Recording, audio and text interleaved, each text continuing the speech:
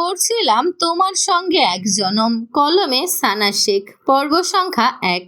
আপনি আপনার ধর্ষিতা মেয়েকে আমার ছেলের ঘাড়ে চাপিয়ে দিতে চেয়েছিলেন মিস্টার লাবিব। এই বিয়ে হবে না, বিয়ে ক্যান্সেল। জাকির, উঠে আয় ওখান থেকে। পাত্রের বাবা জাকারিয়া মির্জার কথা শুনে বিয়েবাড়ির উপস্থিত সবাই কিছু সময়ের জন্য স্তব্ধ হয়ে যায়। পর মুহূর্তে গুঞ্জন শুরু হয়ে যায় সকলের মধ্যে। পাত্রের বাবা লাবিব ইসলাম স্তব্ধ হয়ে তাকিয়ে আছেন জাকারিয়া মির্জার মুখের দিকে। বিস্ময় নিয়ে বলেন, আপনি এসব কি বলছেন ভাই? আমার মেয়ে কেন ধর্ষিতা হতে যাবে? জাকারিয়া মির্জা ক্ষোভ প্রকাশ করে বলেন, আমি সব কিছু জেনে গেছি। আপনি সত্যি লুকিয়ে মেয়ের বিয়ে দিতে চেয়েছিলেন আমার ছেলের সঙ্গে। তবে সৌভাগ্যবশত সত্যিটা বিয়ের আগেই জানতে পেরে গেছি। এই জন্যই আপনি মেয়ের বিয়ে দেওয়ার জন্য এত তাড়াহুড়ো করছিলেন, তাই না? যেন আপনার ধর্ষিতা মেয়েকে আমার ছেলের ঘাড়ে চাপিয়ে দিতে পারেন। আপনি কি বলছেন আমি কিছুই বুঝতে পারছি না। কিসের সত্যি লুকাবো? মেয়ের বিয়ের বয়স হয়েছে, এই জন্যই বিয়ে দিচ্ছি। একদম মিথ্যে বলবেন না। একটা 16 বছরের মেয়ের বিয়ের বয়স হয় কিভাবে? আপনি তো একজন টিচার। আপনি নিশ্চয়ই নিজের মেয়ের বাল্যবিবাহ দিতেন না মেয়ের কোনো খুঁত না থাকলে। মেয়ের খুঁত আছে বলেই তাড়াহুড়ো করে বাল্যবিবাহ দিচ্ছেন। আপনাকে কে কি বলেছে? যে বলেছে সে মিথ্যে বলেছে আপনাকে। আমার মেয়ের মধ্যে কোনো খুঁত নেই। আপনার মেয়ের খুঁত আছে কি নেই সেটার আমাদের জানার প্রয়োজন নেই। এই বিয়ে হবে না, এটাই ফাইনাল। এই চলুন সবাই। লাবিব ইসলামের বড় ভাই আর ভাতিজা এগিয়ে এসে দাঁড়ান জাকারিয়া মির্জার সামনে। ভাতিজা রওশন চাপা রাগী স্বরে বলে, আপনি কি মজা করছেন আমাদের সঙ্গে? শেষ মুহূর্তে এসে বলছেন বিয়ে ক্যান্সেল। কোন কুত্তার বাচ্চা কি বলেছে বলুন? রওশনের বাবা রোমান ইসলাম বলেন, আপনাকে যে যা বলেছে সবই মিথ্যা। আপনি সত্যতা যাচাই বাছাই না করে বিয়ে ক্যান্সেল করছেন কিভাবে? জাকারিয়া মির্জা বলেন, সব সত্যি জানা হয়ে গেছে আমার। আর কোনো যাচাই বাছাই করতে হবে না। সব কিছু পানির মতো পরিষ্কার। আপনার মেয়ে ধর্ষিতা বলেই এত তাড়াহুড়ো করে এত কম বয়সে বিয়ে দিতে চাইছিলেন। আশেপাশে আগেই খোঁজ খবর নেওয়া উচিত ছিল আমাদের। নেহাতি আপনাদের মেয়ে সুন্দরী বলে বিয়েতে রাজি হয়েছিলাম, নয়তো কোশমিন কালেও রাজি হতাম না। আপনাদের ক্লাসের চেয়ে আমাদের ক্লাস অনেক উপরে। বামন হয়ে চাঁদ ধরতে চেয়েছিলেন, তাও এক ধর্ষিতা মেয়েকে দিয়ে। দুনিয়ায় মেয়ের অভাব পড়েনি যে কোনো ধর্ষিতা মেয়েকে আমার একমাত্র ছেলের বউ করতে হবে। মুখ সামলে কথা বলুন। কাকে ক্লাস দেখাচ্ছেন? শহরে থাকেন বলেই আমাদের চেয়ে হাই ক্লাসের আপনারা। রওশন, চুপ কর। কেন চুপ করব? এক নাগারে ধর্ষিতা ধর্ষিতা করেই চলেছে তখন থেকে। উনি প্রমাণ দিতে পারবে লামহা ধর্ষিতা? জাকারিয়া মির্জা ছেলের হাত ধরে টেনে নিয়ে বাইরের দিকে এগিয়ে যেতে শুরু করেন। এইসব গ্রামের মানুষের সঙ্গে কথা বলে নিজের সময় অপচয় করবেন না তিনি। তার অনেক কাজ আছে। লাবিব ইসলাম আর কিছু বলার সুযোগ পান না। চুপচাপ দাঁড়িয়ে দেখা ছাড়া আর কিছুই তার হাতে নেই। পুরো বিয়ে বাড়িতে গুঞ্জন আর কোলাহল শুরু হয়ে গেছে। বরযাত্রী অনেকেই জাকারিয়া মির্জার পেছন পেছন বেরিয়ে যাচ্ছে, আবার অনেকেই ঠায় দাঁড়িয়ে আছে। একটু সময়ের মধ্যে কি থেকে কি হয়ে গেল। খাওয়া দাওয়া সব শেষ।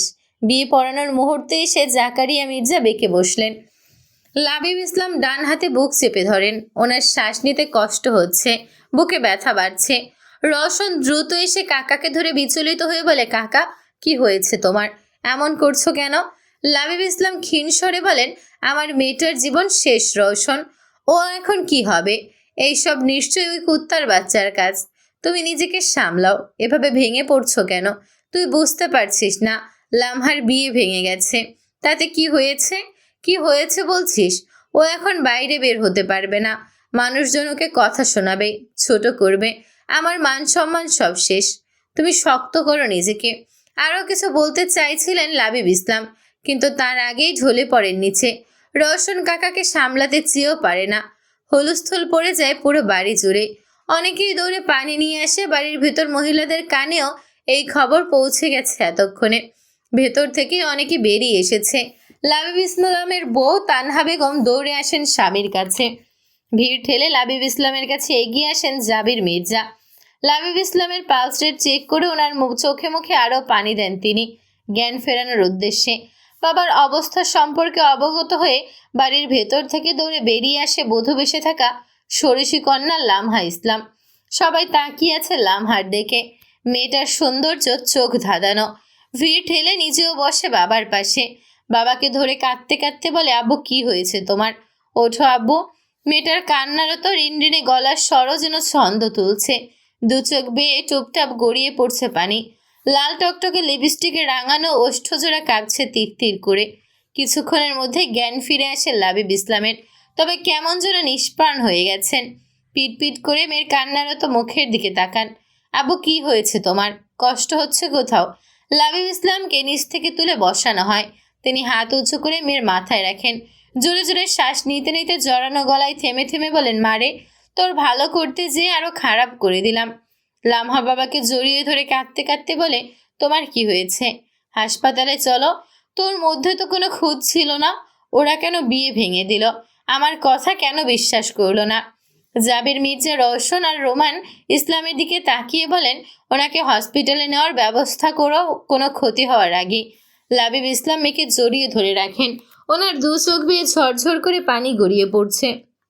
এমনিতেই শকুনের অভাব নেই, এখন সাথে জুটেছে কিছু নরপিশাচ। ওনার মেয়েটা স্বাভাবিকভাবে বাঁচতে পারবে না এই সমাজে। আবার বিয়ে দিতে গেলেও অনেক ঝামেলা হবে। ওনার নিষ্পাপ মেয়েটা কেন এত কিছু ভোগ করছে? জাবির মির্জা লাবিব ইসলামের এক হাত মুঠো করে ধরে বলেন, আপনি যদি রাজি থাকেন তাহলে আমি আমার ছেলের বউ করে নিয়ে যাব আপনার মেয়েকে। বিস্ফোরিত নয়নে সবাই তাকায় জাবির মির্জার দিকে। কি বলছে এই লোক? বড় ভাই বিয়ে ভেঙে দিয়ে চলে গেল, আর ছোট ভাই নিজের ছেলের বউ করতে চাইছে। সবচেয়ে বেশি শকড হয়েছে তো জাবির মির্জার বড় ছেলে হিমেল মির্জা। বড় বড় চোখ করে তাকিয়ে আছে বাবার দিকে। নিজের অজান্তেই জোরে বলে ওঠে, তুমি কি বলছো এসব? মাথা খারাপ হয়েছে নাকি? চলো এখান থেকে।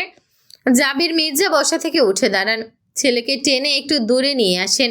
এভাবে রিয়েক্ট করছিস কেন? আমি বিয়ে করব না ওই মেয়েকে। একজন ধর্ষিতাকে আমি কেন বিয়ে করব? চলো এই বাড়ি থেকে। হিমেল, তুই বিয়ে করবি লামহাকে, এটাই আমার শেষ কথা। দুনিয়া উল্টে গেলেও না, মানে না। তুমি থাকো এখানে, গেলাম আমি। হিমেল ঘুরে দাঁড়াতেই জাবির মির্জা ছেলের হাত টেনে ধরেন। আমি বলেছি তুই ওই মেয়েকে বিয়ে করবি, মানে করবি। কোনো কথা শুনতে চাই না আমি। ভালো হবে না বলছি। ছাড়ো আমার হাত। এসব মিথ্যে কথা। আমি পরে তোকে সব বলবো। এখন চল, বিয়ে করবি। আব্বু, ভালো হচ্ছে না কিন্তু। ছাড়ো আমার হাত। ওই মেয়েকে আমি বিয়ে করব না। জাবির মির্জা ছেলের মুখের দিকে তাকিয়ে আদেশের সুরে বলেন, তুই এই বাড়ির মেয়েকে বিয়ে করবি, এটাই আমার শেষ কথা। আমি তোর কোনো না শুনতে চাই না। হিমেল রাগে ফেটে যাবে যেন এখন। ফর্সা চেহারা লাল বর্ণ ধারণ করেছে, রীতিমতো ফোঁস করছে। দাঁতে দাঁত পিষে বলে, এটাই তোমার শেষ কথা? হ্যাঁ, আমি বিয়ে করব না, এটা আমার শেষ কথা। ওই মেয়ের প্রতি যদি এতই দরদ উঠলে ওঠে, তাহলে নিজের ছোট ছেলের সঙ্গে বিয়ে করিয়ে দাও।